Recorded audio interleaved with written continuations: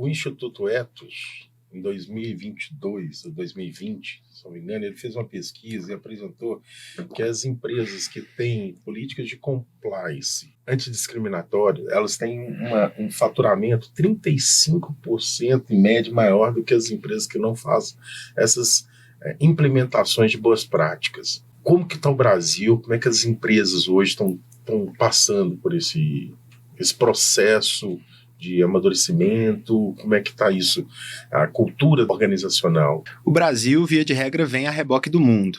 O que a gente percebe é que agora que estamos vivendo a década do afrodescendente conforme a agenda da ONU, e também a partir de uma perspectiva da implementação do ESG por meio de empresas globais, inclusive demandando que outras empresas também demonstrem marcadores de respeito ao meio ambiente, de governança corporativa e também de responsabilidade social, a gente percebe principalmente as grandes corporações brasileiras se atentando um pouco mais para essas questões. Inclusive, isso faz diferença em relação a, por exemplo, você poder comprar ou vender para alguns países da Europa, principalmente. Então, pressionado por um mercado internacional, a gente começa a ver um movimento que é feito de cima para baixo, ou seja, das grandes corporações para as empresas menores, no sentido de reconhecer a questão ambiental, que é evidente a necessidade. A questão corporativa no Brasil, a gente viu, de governança corporativa, a gente viu um avanço muito grande, principalmente diante desses grandes casos de corrupção. E agora a gente está vendo mais forte a questão da responsabilidade social. O que é interessante a gente pensar sobre a responsabilidade social? Isso sempre foi visto pelas empresas como uma necessidade de devolver para aquela comunidade ao redor do espaço produtivo, principalmente pensando na indústria, algum tipo de qualidade de vida.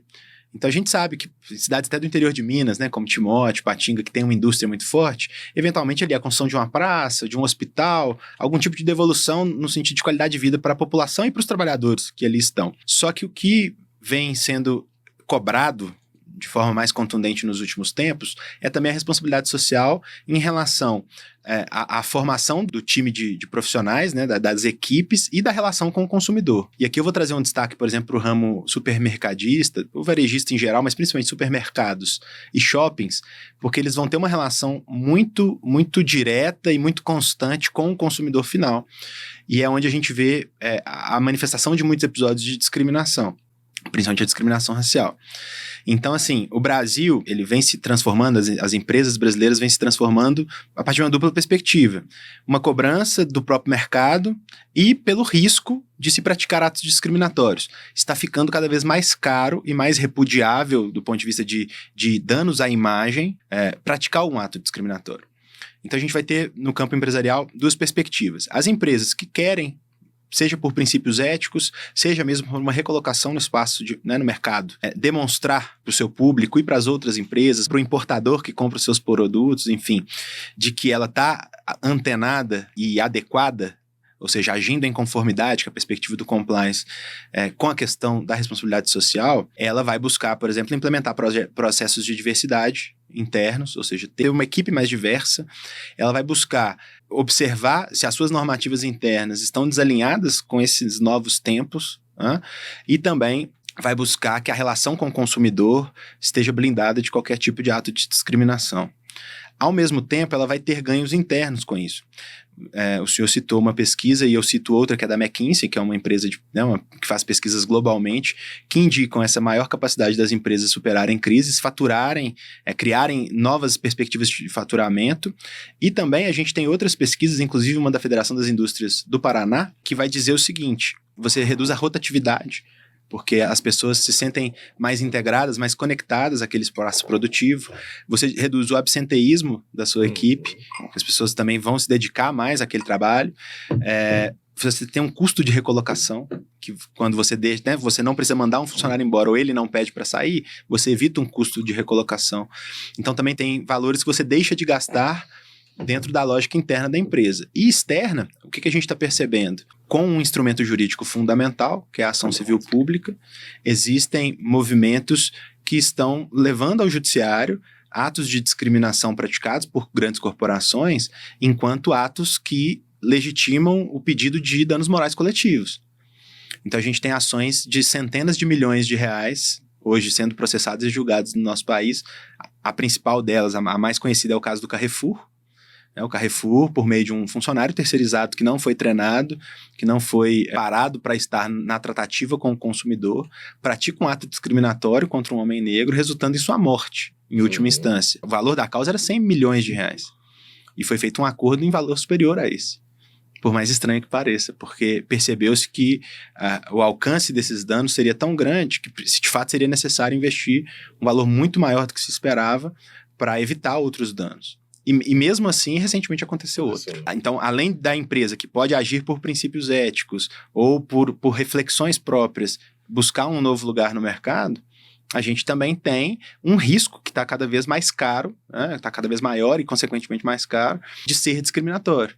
É uma empresa hoje que maltrata, que negligencia um consumidor negro, ela está correndo graves riscos, não só de estar agindo em desconformidade com a lei, mas também de ter um prejuízo financeiro imenso. Doutor Marcelo, quais são os benefícios que o compliance antidiscriminatório traz para as empresas? Qualquer perspectiva de compliance, a gente vai ter mesmo o ajuste dessas condutas para que ela haja em conformidade com o que a lei determina.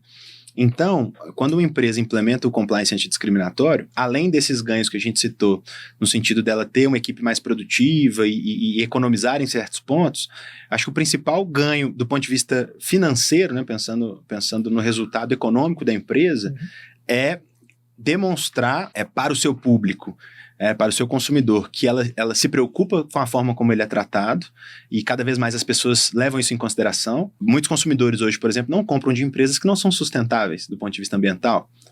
Não vão comprar, eu escuto isso todo santo dia, assim, eu não vou em determinado supermercado ou não vou em determinada loja porque lá aconteceu um caso de racismo.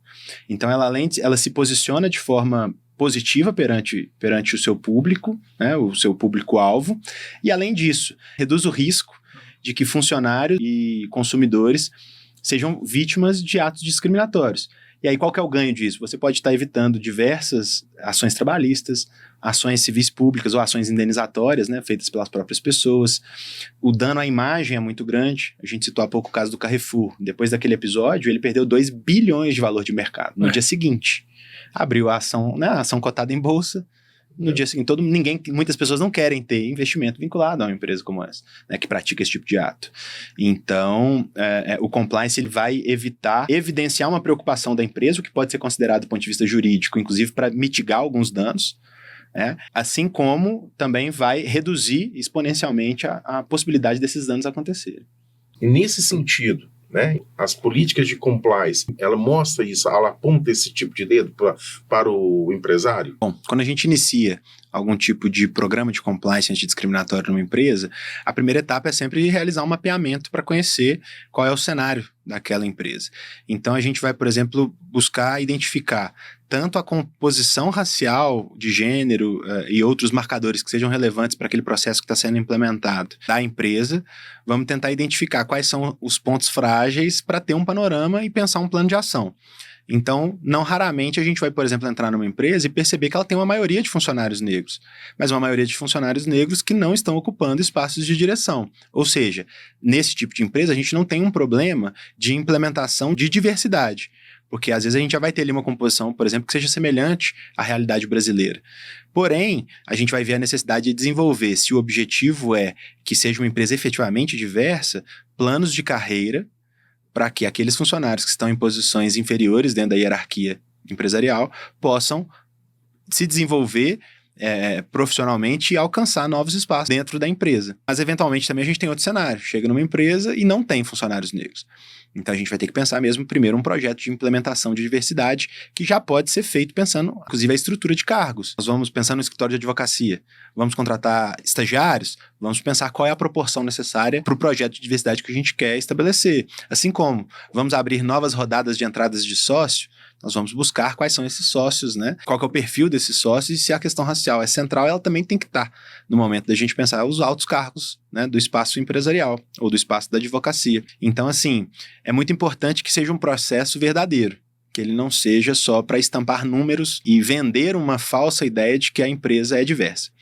Um outro ponto que eu acho interessante também de dizer é que sempre que a gente pensa num processo de diversidade de um espaço, a gente vai ter que pensar esse espaço como um todo. Por quê? Porque não basta que as pessoas acessem os espaços precisam estar preparados para receber essas pessoas. Vou dizer de uma experiência que é comum. Muitas vezes, quando a gente implementa processo de diversidade racial numa empresa, essa empresa eventualmente começa a ter questões relacionadas à liberdade religiosa. Porque com a entrada de pessoas negras, problemas que às vezes não existiam antes, como, por exemplo, funcionários que adotam preceitos religiosos relacionados às religiões de matriz africana, o sujeito está passando por determinado preceito e ele questiona o seu chefe se ele vai poder, por exemplo, ficar 6 meses indo para a empresa com as suas vestes tradicionais. E aí é um problema que às vezes nunca existiu naquela empresa. Como que ele vai resolver essa questão, né? Se a empresa de fato está comprometida com a diversidade e com a criação de um espaço que acolha a todos os seus colaboradores, ela vai ter que encontrar formas de garantir a esse funcionário o direito de manifestar a sua religião, né? E lidar com a mesma naturalidade do que aquele outro funcionário que vai trabalhar, por exemplo, com a sua cruz no pescoço.